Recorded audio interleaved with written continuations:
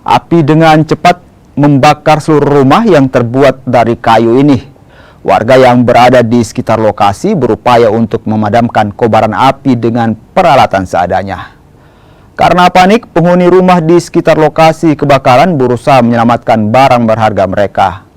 2 unit mobil pemadam kebakaran akhirnya dapat memadamkan kobaran api. Menurut warga, kebakaran terjadi saat rumah ditinggal penghuni rumah dan diduga api berasal dari meteran listrik. Waktu saya keluar dari rumah, karena di situ ada meteran, di situ ada api sudah naik.